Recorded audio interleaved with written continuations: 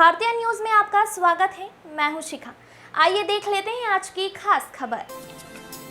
धार शहर में जमीन जायदाद के बढ़ते दामों की वजह से गरीब परिवारों की संपत्ति पर रसूखदारों की टेढ़ी नजर से बचना मुश्किल भरा दिखाई दे रहा है।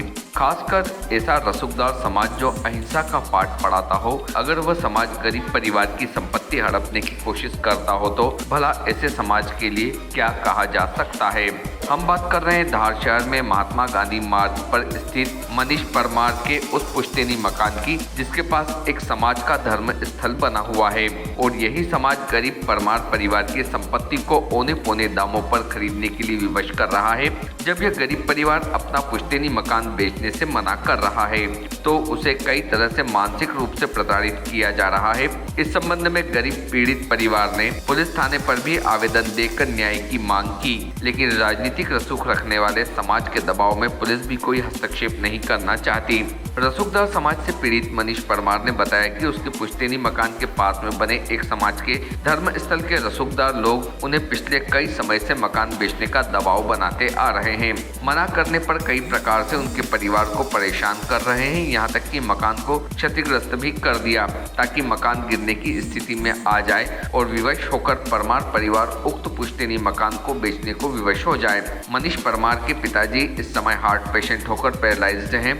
ऐसे में मनीष के ऊपर दोहरा मानसिक दबाव बना हुआ है। वह अहिंसा प्रेमी समाज से लड़ते हुए अपने पिता का इलाज भी करवा रहा है। गरीब परमार परिवार ने जब पुलिस से कोई सहायता नहीं मिली तो मजबूर होकर न्यायालय की शरण ली, जहां उसे अंतिम न्याय की उम्मीद है। पीड़ित परिवार का युवा सदस्य मनीष परमार का कहना है कि यदि उसे न्यायालय से न्याय मिल गया तो ठीक है, अन्यथा उसके परिवार के पास मौत को गले लगाने के सिवाय और कोई चारा नहीं है। मनीष परमार ने बताया कि अपने पुश्तैनी मकान को खोने के बाद उसके परिवार के पास कोई सहारा नहीं रहेगा। ऐसे में वह अहिंसा प्रेमी धर्म गुरुओं के सामने आत्मदाह कर लेंगे। 3 माह तक भटकने के बाद भी पुलिस से उसको कोई सहायता नहीं मिली। यहाँ तक कि न्यायालय की शरण में जाने के बाद भी उसे मुकदमा उठाने के लिए कई प्रकार से धमकियां दी जा रही है। उल्लेखनीय है कि पीड़ित परिवार पिछली 3 पीढ़ियों से अहिंसा प्रेमी धर्मगुरुओं की सेवा करता आ रहा है, लेकिन आज इस परिवार को इस समाज के द्वारा बेघर किए जाने का प्रयास किया जा रहा है, जो मानवता को शर्मसार करने वाला है। भारतीय न्यूज के लिए धार से साबिर खान एफएम की रिपोर्ट। ये है मेरा मकान हैगा, ये जैन स्थानक टूट रहा है। इनको बोल रहा है कि भैया मत तोड़ो, ये हम पे दबाव बना रहे कि बेच दो तुमको और कहीं दिला देंगे, कहीं और ले लो। ये हमारा पुश्तैनी घर है। इस पुश्तैनी घर में हमारे पास कुछ दूसरा सहारा नहीं है, कोई दूसरी प्रॉपर्टी नहीं है, हमारे पास कुछ भी नहीं है। एक इकलौता यही मकान है गुजर बसर करने के लिए, घर में रहने के लिए।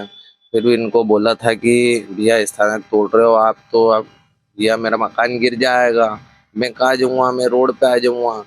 फिर भी नहीं माने हैं, बोले टूटेगा करेगा करके दबाव बनाया ने। फिर आखिरी में ले दे के तोड़ना चालू करा इनने। जैन स्थानक टूटना चालू करा। तोड़ते तोड़ते मेरी दीवार भी तोड़ दी। पूरी बारिश में पूरा पानी ऊपर से नीचे तक रहता रहा।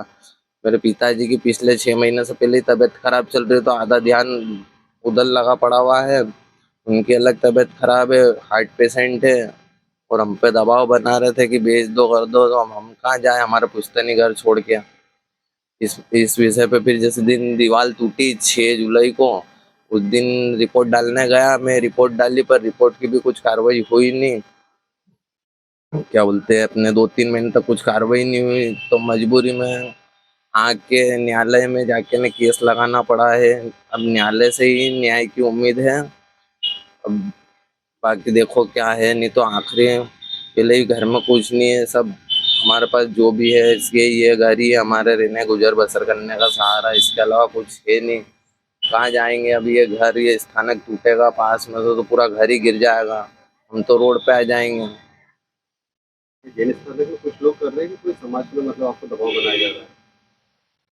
तो इसमें कुछ लोग ही है, क्योंकि मैंने इनको बोला था कि भैया आप मीटिंग करना, जब भी तोड़ो फोड़ो तो मेरे को बुलाना मीटिंग करना, तो मीटिंग भी नहीं करी। फिर भी उसके बावजूद भी मेरे को बुलाया कराया नहीं। मैं बुलाते, मैं अपने घर के कागज पन्ना दिखाता इनको, जो भी होता स्पष्ट रहता, पर उनने कोई देखे ही नहीं, बात ही नहीं हुई ना। आके तोड़ फोड़ चालू हुए, थोड़ा उधर का नहीं इधर का। मेरी भी पूरी ये दीवार तोड़ दी पूरी बारिश में। पूरे मेरे पिताजी की तबीयत खराब में, उनको पैरालिसिस आया हुआ है, उसके बावजूद मैं यहाँ पे इतने दिन से पूरी बारिश में ये देखो पूरी दीवार गीली हुई, रंजी की रंजी दीवार होने की है, ऊपर से लेके नीचे तक रंजरिया है।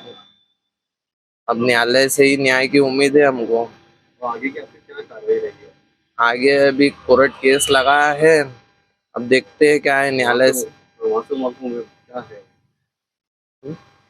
वहाँ से आपको क्या उम्मीद है, आप क्या करने वाले हो आगे? जी अब न्यायालय से न्याय केस लगाया है न्यायालय में, हम न्यायालय से जो भी है वहीं से न्याय की उम्मीद है। अगर वहां से मिलता तो ठीक, नहीं तो फिर आखिरी ऑप्शन में कहा जाएंगे। अगर घर गिर जाएगा तो रहने को ही नहीं, जो छत रहेगी तो हम रह के करेंगे क्या, नहीं होगा तो फिर आखिरी ऑप्शन में हमको जैन समाज के गुरु महाराज के पास ही जाके आत्मदाही करना पड़ेगा, क्योंकि हम तो रोड पे आ जाएंगे।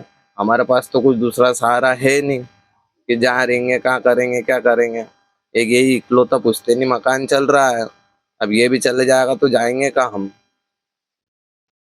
मेरा नाम सर मनीष परमार। आपके गांव, शहर, प्रदेश और देश की चुनिंदा दिलचस्प खबरों को पाने के लिए सब्सक्राइब करें भारतीय न्यूज़ चैनल को और बेल आइकन दबाना ना भूलें। खबरें पसंद आए तो लाइक और शेयर ज़रूर करें।